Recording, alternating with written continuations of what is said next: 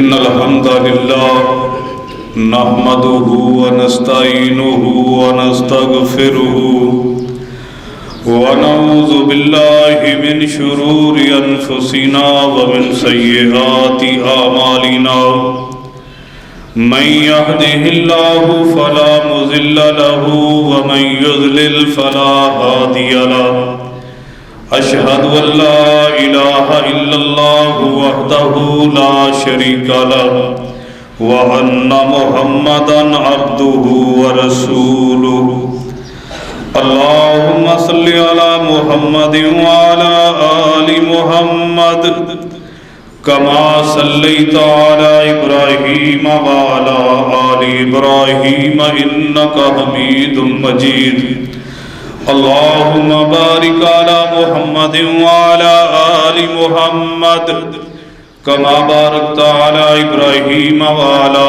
آل إبراهيم إنك حميد مجيد أما بعد فإن أحسن الكلام كلام الله وخير الهدي هدي محمد صلى الله عليه وسلم وشر الأمور محدثاتها وكل محدثة بدعة وكل بدعة ضلالة وكل ضلالة في النار أما بعد فأعوذ بالله السميع العليم من الشيطان الرجيم يا أيها الذين آمنوا كتب عليكم الصيام كما كتب على الذين من قبلكم لعلكم تتقون۔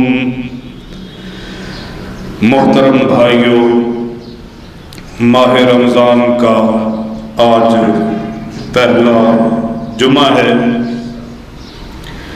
سورہ بقرہ ایک آیت آپ حضرات کے گوش گزار کی ہے۔ اس ماہ مبارک کے لیے اللہ رب العالمین نے اپنے پاک کلام میں دو لفظ استعمال کیے ہیں، ایک صیام اور دوسرا اگلی آیات میں رمضان، شہر رمضان الذی انزل فیہ القرآن۔ ساما یسوم صومن کا معنی ہوتا ہے رکنا، برداشت کرنا۔ اس ماہ مبارک کو ماہ صیام اس لیے کہا جاتا ہے، طلوع فجر سے لے کے غروب آفتاب تک صائم یعنی روزے دار وہ بھوک اور پیاس کو برداشت کرتا ہے، باقی دیگر جو پابندیاں شریعت نے لگائی ہیں ان ساری حلال چیزوں کو جو عام دنوں میں اس کے لیے جائز تھی، شارع علیہ السلام نے منع کر دیا بھی یہ نہیں کرنا، وہ سارا کچھ چھوڑ دیتا ہے، برداشت کرتا ہے۔ اس مناسبت سے اس ماہ مبارک کو ماہ صیام کہا جاتا ہے۔ اور دوسرا جو نام ہے اس کا ماہ رمضان، رمضا یرمزو کا معنی ہوتا ہے جلا دینا۔ اس ماہ مبارک کو ماہ رمضان اس لیے کہا جاتا ہے یہ انسان کی جو غلطیاں ہیں، گناہ ہیں، ان کو جلا دیتا ہے، ختم کر دیتا ہے، جیسا کہ حضرت رسول اللہ صلی اللہ علیہ وسلم کا فرمان ہے، من صام رمضان ایمانا واحتسابا غفر له ما تقدم من ذنبه۔ اور دوسری روایت میں من صام رمضان وقام لیلہ ایمانا واحتسابا غفر له ما تقدم من ذنبه، کہ جو بندہ اس ماہ مبارک کا رات کو قیام کرتا ہے یعنی نماز تراویح ادا کرتا ہے، دن کو روزہ رکھتا ہے، اس کی زندگی کے سابقہ جتنے بھی گناہ ہیں اللہ رب العالمین سب کو معاف کر دیتے ہیں۔ اس قدر یہ برکت والا مہینہ ہے۔ تو میرے بھائیوں، اس ماہ مبارک کو میں نے اور آپ نے گزارنا کس طرح ہے یہ آج میں گزارش کروں گا کہ میرا اور آپ کا ماہ رمضان ہونا کس طرح کا چاہیے، کیونکہ زندگی کا پتہ کوئی نہیں۔ پچھلے ماہ رمضان میں آپ دیکھ لیں کتنے ہی لوگ ہیں جن کے والدین حیات تھے، آج موجود نہیں ہیں۔ کئی ایسے احباب ہیں جن کے کزن زندہ تھے، آج موجود نہیں ہیں۔ ایک لمحے بھر کا اعتبار نہیں، آئندہ رمضان آئے گا ہم میں سے کئی افراد نہیں ہوں گے۔ تو اس لیے اس کو زندگی کا آخری رمضان سمجھ کے گزاریں، جس طرح حضرت رسول اللہ صلی اللہ علیہ وسلم ماہ مبارک کو گزارا کرتے تھے، اس طرح اس کو کوشش کریں کہ ہم گزاریں۔ یہ چند دن ہیں، کوئی پتہ نہیں پورا بھی ہمیں میسر ہونا کہ نہیں ہونا، موت کا کوئی پتہ نہیں۔ تو اس طرح سمجھیں کہ یہ ہماری زندگی کا آخری آج کا روزہ ہے، یہ مہینہ ہمیں جو نصیب ہوا ہے یہ آخری رمضان ہے۔ تو میرے بھائیوں، سب سے پہلا جو کام ہے اس ماہ مبارک میں کرنے کا وہ یہ ہے کہ ہم اس کے روزوں کا اہتمام کریں۔ اور روزہ جو ہم نے سمجھا ہوگا جی تراویح کے بغیر بھی روزہ ہو جاتا ہے، نماز تراویح نہ بھی پڑھیں تو وہ خیر ہے، کوئی بات نہیں۔ نماز تراویح کا اہتمام کریں۔ جو مستقل طور پہ پورا مہینہ یہ ارادہ ہی کر لیتا کہ میں نے نماز تراویح پڑھنی ہی نہیں، تو اس کا روزہ نہیں ہے۔ کبھی رہ جائے کوئی بات نہیں، لیکن اگر پورا مہینہ ایک بندہ کہتا ہے میں نے تراویح پڑھنی کوئی نہیں، تو یہ اس کا یہ جو نظریہ ہے یہ محل نظر ہے۔ رات کا قیام کریں۔ رات کا جو قیام ہے حضرت رسول اللہ صلی اللہ علیہ وسلم نے 3 دن کیا ہے، اس کے بعد آپ نے چھوڑ دیا۔ وجہ کیا تھی؟ تاکہ امت پہ فرض نہ ہو جائے۔ اور پھر جناب عمر رضی اللہ تعالی عنہ نے موطا امام مالک کے اندر روایت موجود ہے، لوگوں کو جمع کیا ہے۔ حضرت تمیم داری اور ابی بن کعب رضی اللہ تعالی عنہ ان کی ڈیوٹی لگائی ہے کہ لوگوں کو 11 رکعت پہ جمع کیا جائے۔ تو پوری مملکت اسلامیہ کے اندر اس چیز کا اہتمام تھا، تو یہ اس کا اہتمام کیا کرے۔ رات کو نماز تراویح اس کے اندر قرآن ہی سنایا جاتا، اور تو ہے کچھ نہیں۔ تو یہ سعادت ہے ہمارے لیے کہ ہمیں موقع مل رہا ہے قرآن سننے کا۔ قاری صاحب سنا رہے ہیں، ہمیں سننا چاہیے، اپنے بچوں کو ساتھ لے کے آئیں۔ تو سب سے پہلا جو کام ہے رات کا قیام، اس کو میرے بھائیوں ہم سب یقینی بنائیں۔ صبح روزہ ہے تو روزے کے لیے 1-2 باتیں جس میں ہم غلطیاں کر جاتے ہیں۔ سب سے پہلی بات، جب صبح ہم سحری کرتے ہیں، رسول اللہ صلی اللہ علیہ وسلم کی حدیث ہے، آپ کی سنت بھی یہی ہے، آپ صلی اللہ علیہ وسلم سحری اور افطاری میں کھجور کا استعمال کیا کرتے تھے۔ یہ سنت ہے رسول اللہ صلی اللہ علیہ وسلم کی، اس کا ہمیں اہتمام کرنا چاہیے۔ اور سحری کے وقت جو ہے جو نیت کروائی جاتی ہے میرے بھائیوں، یہ نیت جو ہے رسول اللہ صلی اللہ علیہ وسلم سے ثابت نہیں ہے۔ بابی سومی کا دن نویت من شہر رمضان، میں آنے والے کل کے روزے کی نیت کر رہا ہوں۔ غد عربی زبان میں کہتے ہیں ٹمارو، آنے والا کل ہے، تو نیت اس کی 1 دن پہلے کروائی جا رہی ہے۔ تو رسول اللہ صلی اللہ علیہ وسلم نے کبھی بھی پوری زندگی میں کبھی ماہ رمضان کی اس طرح نیت حضور سے یہ ثابت نہیں ہے۔ اس لیے یہ کلمات جو ہیں یہ خود بنائے گئے ہیں، خود ساختہ ہیں، یہ نہیں پڑھنے چاہیے۔ جب آپ نے رات کو قیام کیا، تراویح پڑھی تو پڑھی کس لیے؟ نیت کہا جاتا ہے دل کے ارادے کو، الفاظ کے کہنے کی ضرورت نہیں ہے۔ اور اسی طرح ایک بڑا ہی اہم مسئلہ وہ یہ ہے کہ جب صبح آپ نے افطاری، صبح سحری کر لی ہے، شام کو غروب آفتاب کے وقت آپ نے افطاری کرنی ہے، تو اس کا وقت کون سا ہے؟ تو ہمارے ہاں یہ بھی اکثر مساجد میں دیکھنے کو آیا ہے کہ ہوٹر جو ہے اس کا انتظام ہوتا ہے، افطاری کے وقت اعلان کر دیا جاتا ہے جی حضرات افطاری کا وقت ہو گیا، روزہ افطار کر لیں۔ رسول اللہ صلی اللہ علیہ وسلم کا دور جو ہے میرے لیے آپ کے لیے نمونہ ہے۔ تو جب ہم دیکھتے ہیں دور نبوی کو، تو نبی صلی اللہ علیہ وسلم کے دور میں مؤذن جو ہے وہ موجود ہے، بلال ہے، عبداللہ بن ام مکتوم ہے، یہ اذان کہا کرتے تھے۔ تو سحری بھی اذان اور افطاری بھی اذان پہ ہے۔ ہوٹر کا سسٹم جو ہے یہ بالکل غلط ہے، سنت کے خلاف ہے۔ اور یہ مروجہ جو ہمارے ہاں طریقہ ہے، ٹائم ہو گیا ہے تو ٹائم کے ہونے پہ جب غروب آفتاب ہو گیا ہے مؤذن کو چاہیے کہ وہ اذان کہے، اعلان نہ کرے۔ اس لیے یہ بھی خلاف شرع ہمارے ہاں ایک رواج پا چکی ہے۔ اگر آپ کسی ایسے علاقے میں رہتے ہیں جہاں پہ یہ سسٹم چل رہا ہے تو جب غروب آفتاب ہو جاتا ہے تو 15 منٹ تک آپ اذان کا انتظار نہ کریں، آپ فوراً جو ہے روزہ افطار کر لیں۔ رسول اللہ صلی اللہ علیہ وسلم نے فرمایا کہ جلدی کیا کرو، افطاری میں جلدی کیا کرو، یہ حضور کا حکم ہے۔ اور یہاں پہ کچھ بھائی مغالطہ کھا جاتے ہیں، قرآن حکیم کی آیت ہے کہ اتم الصیام الی اللیل۔ بعض لوگ جو ہے سادہ لوگ مسلمانوں کو دھوکہ دینے کی کوشش کرتے ہیں، جی ہم لیٹ اس لیے افطار کرتے ہیں کہ قرآن کے الفاظ ہیں کہ ثم اتم الصیام الی اللیل، رات تک جو ہے روزہ پورا کرو۔ اب یہ بات ذرا سمجھنے والی ہے کہ یہاں پہ جو الفاظ استعمال ہوئے اور اسی بنا پہ بعض لوگ جو ہے 15-20 منٹ آدھا گھنٹہ اس کو ڈیلے کر دیتے ہیں۔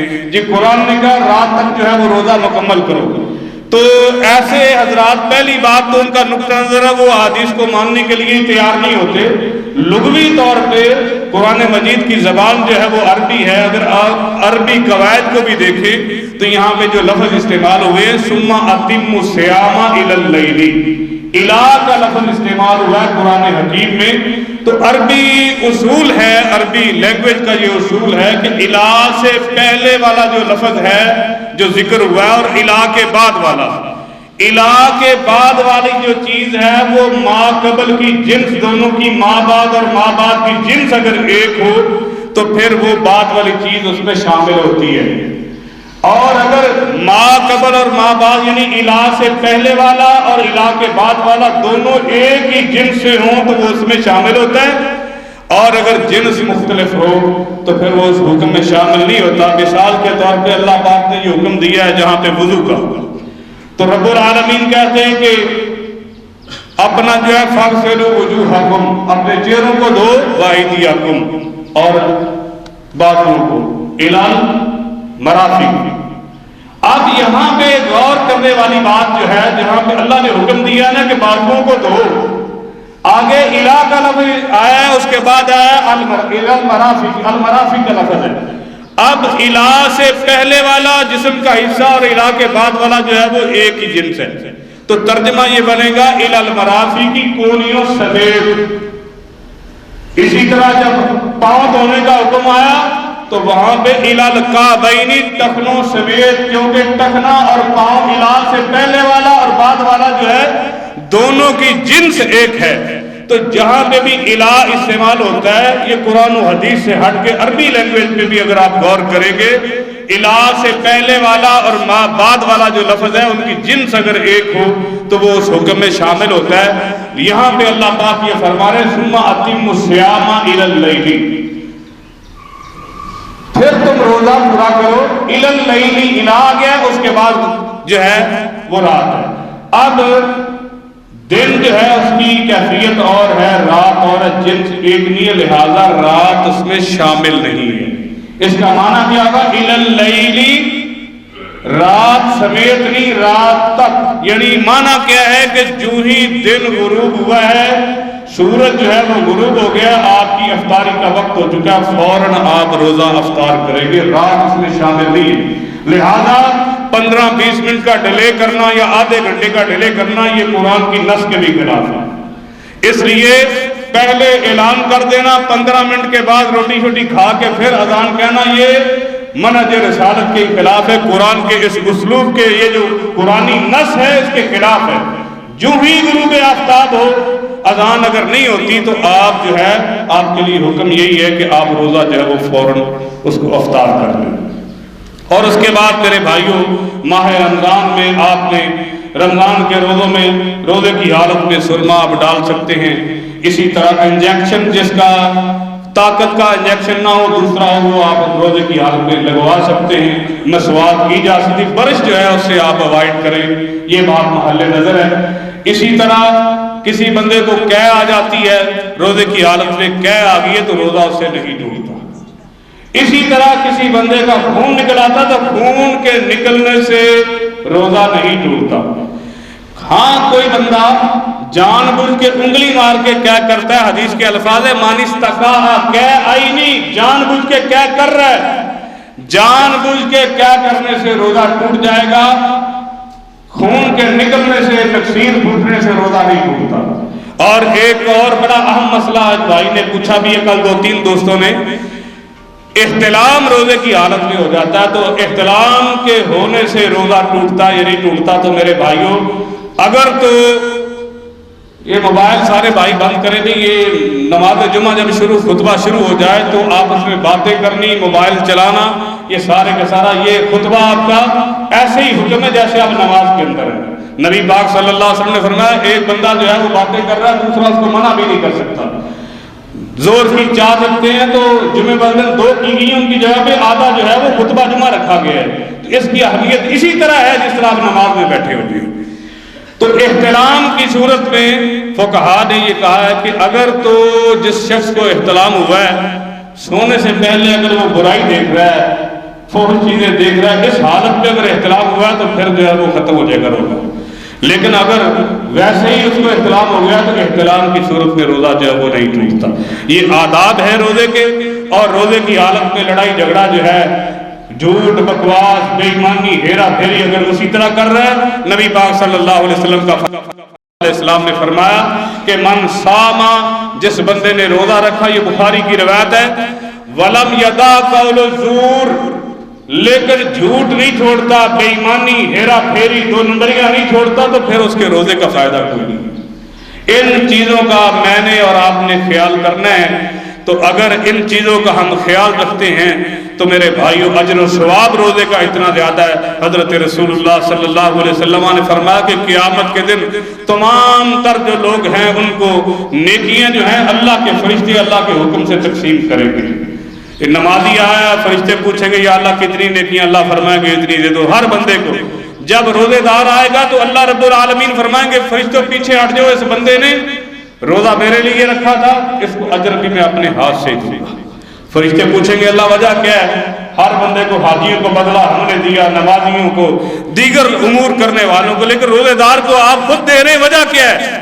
تو وجہ اس میں یہ ہے کہ جب حاجی حج کر کے آتا ہے ریاکاری آ جاتی ہے، دکھلاوا آ جاتا ہے، آپ زکوٰۃ دیتے ہیں، بعض دفعہ ریاکاری کا ایلیمنٹ موجود ہوتا ہے، لیکن جب روزہ آپ نے رکھا ہے آپ کمرے میں بیٹھ کے کھا پی سکتے ہیں، لیکن آپ دیکھ لیں جو بندہ سموکنگ کرتا ہے نا، یہ ایسا نشہ ہے وہ سارا روٹی چھوڑ دے گا، سگریٹ نہیں چھوڑتا، تو کمرے میں بیٹھ کے پی سکتا ہے لیکن نہیں پیتا، عرش والے نے منع کیا ہوا ہے، بند کمرے میں کھانا نہیں کھاتا، پانی نہیں پیتا۔ تو اللہ کہتے ہیں پیچھے ہٹ جاؤ، اس کو بدلہ میں خود دوں گا۔ اور بدلہ اللہ نے کیا رکھا ہے؟ جنت کا 8واں دروازہ جس کا نام ہے باب الریان، اللہ پاک نے وہ روزے داروں کے لیے خاص کیا ہوا ہے۔ اس میں میرے بھائیوں افطاریوں کا اہتمام کریں۔ نبی صلی اللہ علیہ وسلم نے فرمایا جو بندہ کسی کی اللہ کی رضا کے لیے افطاری کرواتا ہے نا، نبی پاک صلی اللہ علیہ وسلم کا فرمان ہے جتنا روزہ رکھنے والے کو ثواب ہے، 13 گھنٹے جس نے روزہ رکھا ہے جتنا اس کو ثواب مل رہا ہے اتنا افطار کروانے والے کو بھی ثواب ملتا ہے۔ اور جو پیٹ بھر کے کھانا کھلاتا ہے کسی کو، رسول اللہ صلی اللہ علیہ وسلم نے فرمایا سقاہ اللہ من حوضی، اس کو قیامت کے دن اللہ میرے حوض کا پانی نصیب فرمائے گا۔ اس قدر جو ہے اجر و ثواب ہے میرے بھائیوں۔ یہ جو سحریاں ہیں، افطاریاں ہیں، اللہ جتنی توفیق دے اتنا کریں۔ اور کئی بھائی ان کی عادت ہوتی ہے وہ کھجور دیتے وہ لینے کے لیے تیار نہیں ہوتے۔ نبی صلی اللہ علیہ وسلم کا فرمان ہے، آپ نے فرمایا کہ روزے دار کے ثواب میں اللہ کمی نہیں کرتا، تو اگر کوئی ثواب لے رہا اس کو لینے دیں، آپ نے اپنی جیب سے تھوڑا دینا ہے۔ کوئی آپ کو اگر دیتا ہے تو وہ لے لیں، آپ اس کو ثواب اللہ پاک نے دینا۔ نبی پاک نے فرمایا روزے دار کے ثواب میں، اجر و ثواب میں اللہ کمی نہیں کرتے۔ یہ میرے بھائیوں اہتمام کیا کریں۔ اور اس کے بعد دوسرا جو کام ہے اس ماہ مبارک میں کرنے کا وہ یہ ہے کہ قرآن مجید جو ہے اس کی تلاوت کا اہتمام کریں۔ نبی کریم صلی اللہ علیہ وسلم کی صورتحال یہ تھی کہ ہر ماہ رمضان میں حضرت جبریل آیا کرتے تھے، حضور کے ساتھ قرآن کا دور کیا کرتے، بالکل صحیح حدیث ہے۔ تو میرے بھائیوں ایک دن میں 5 نمازیں ہیں، مصروفیت اپنی جگہ پہ ہے، تو آپ جو ٹائم سوشل میڈیا کو دیتے تھے 1 مہینے کے لیے وہ آپ چھوڑ دیں۔ ہر نماز کے بعد 1 پاؤ بھی اگر آپ پڑھتے ہیں نا تو 1.25 پارہ ایک دن میں بنتا ہے 5 نمازوں میں۔ تو 1 پاؤ پڑھنے میں جو بندہ قاری اور حافظ نہیں ہے نا 10 منٹ میں پڑھنے کا زیادہ سے زیادہ 10 منٹ آپ اگر تلاوت کر لیتے ہر نماز سے پہلے یا نماز کے بعد تو 1.25 پارہ آپ کا تلاوت ہو جائے گا۔ تو میرے بھائیوں یہ کوشش کریں، زندگی کا پتہ کوئی نہیں، آپ گاڑی میں بیٹھے ہوئے ہیں، قرآن گاڑی میں رکھ لیں، موبائل کے اندر موجود ہے، تلاوت کر لیں، نبی پاک صلی اللہ علیہ وسلم پہ کثرت سے درود پڑھیں۔ جو موقع ملتا ہے موبائل کم سے کم استعمال کریں، قرآن کی تلاوت جو ہے وہ کریں۔ رسول اللہ صلی اللہ علیہ وسلم کا فرمان ہے، صحیح مسلم کی روایت ہے، نبی پاک صلی اللہ علیہ وسلم نے فرمایا الصیام والقرآن یشفعان للعبد یوم القیامت فیشفعان۔ کل قیامت کا دن جب آئے گا نا تو قرآن یہ کہتا ہے یوم یفر المرء من اخیہ، قیامت کے دن انسان بھاگے گا اپنے بھائیوں سے، اپنی بیوی سے، اپنے بچوں سے بھاگے گا، کوئی مجھ سے کوئی نیکی نہ مانگ لے، یہ کیفیت ہوگی۔ سگی ماں جو ہے وہ کام نہیں آئے گی، باپ کام نہیں آئے گا۔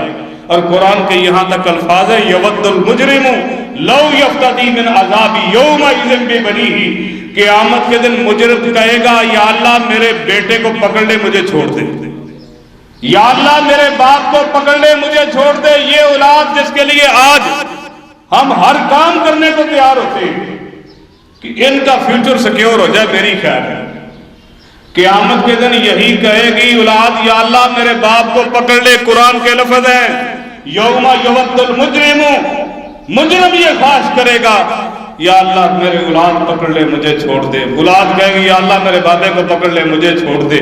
وَمَنْ فِي الْأَرْضِ جَمِيعًا، مجرم کہے گا اللہ ساری کائنات کو پکڑ لے مجھے اکیلے کو چھوڑ دے۔ یہ کیفیت ہوگی، وہاں پہ کوئی بندہ کسی کے کام نہیں آئے گا۔ تو میرے بھائیوں ان حالات میں رسول اللہ صلی اللہ علیہ وسلم نے فرمایا کہ ماہ رمضان اللہ کی بارگاہ میں آئے گا اور کہے گا اللہ میں سفارشی بن کے آیا ہوں، اس نے میرا احترام کیا تھا، بھوک اور پیاس جو ہے اس نے برداشت کی تھی، رات کو مجھے تراویح کے اندر سونا کرتا تھا، پڑھا کرتا تھا۔ اللہ فرمائیں گے قرآن تو چاہتا کیا ہے؟ کہے گا اللہ اس کا سفارشی بن کے آیا ہوں، اس کو معاف کر دے۔ اللہ پاک قرآن سے کہیں گے جاؤ پہچان لو اس کو، اور تیری سفارش میں نے قبول کر لی، اسے جنت میں لے جاؤ۔ قرآن جو ہے فارغ، رمضان فارغ ہوا، قرآن آ جائے گا، قرآن بھی سفارش کرے گا۔ نبی پاک صلی اللہ علیہ وسلم فرماتے ہیں ماہ رمضان اور قرآن ان دونوں کی سفارش اللہ قبول کر لیں گے، اور قرآن پڑھنے والے کو، رمضان کے روزے رکھنے والوں کو اللہ پاک جنت الفردوس عطا کر دیں گے۔ تو میرے بھائیوں قرآن سے تعلق اپنا مضبوط کریں، قرآن کی تلاوت جس قدر زیادہ ہو سکتی ہے کریں، کم از کم جو ہے ہمیں 1.5 قرآن تو پڑھنا چاہیے نا، 1 پاؤ بھی اگر ہمارا نماز میں پڑھیں تو 1.25 قرآن 1.5 قرآن بنتا ہے، کم از کم اتنا تو ایٹ لیسٹ ہمیں، مجھے اور آپ کو اہتمام کرنا چاہیے۔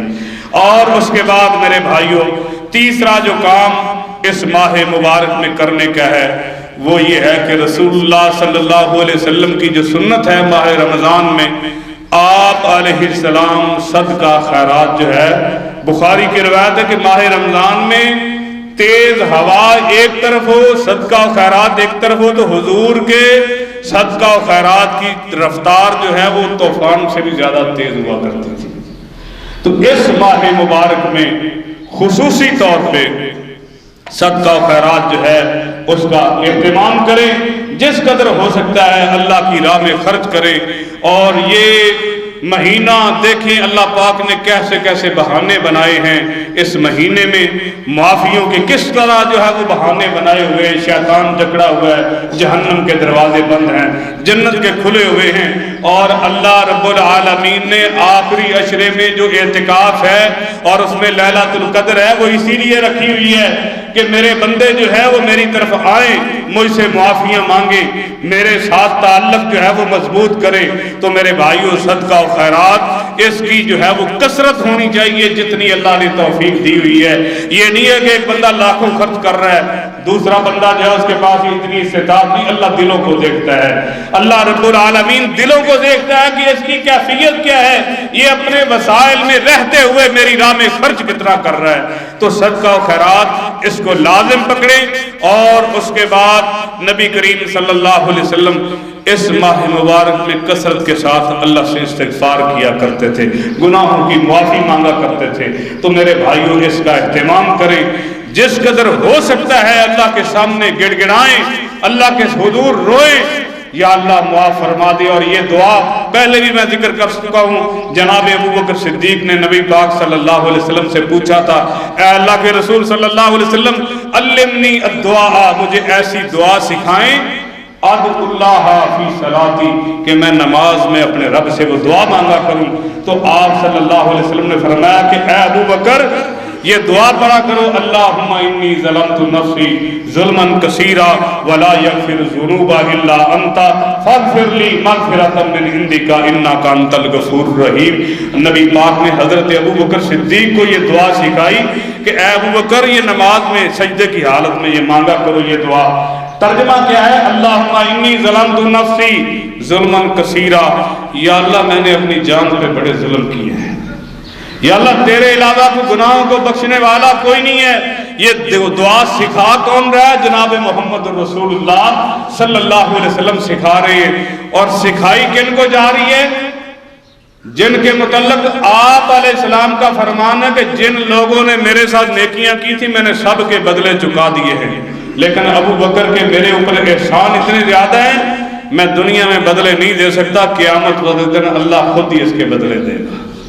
اتنا عظیم انسان ہے جس کے متعلق حضور فرماتے کہ افضل البشر بعد الانبیاء ابو بکر، نبیوں کے بعد اس کائنات میں رب کی زمین پہ اگر افضل ترین اگر کوئی شخص ہے تو وہ ابو بکر ہے رضی اللہ تعالیٰ عنہ، جنہوں نے اپنا تن من دھن جو ہے ہر چیز اللہ کے رسول کے لیے قربان کر دیا۔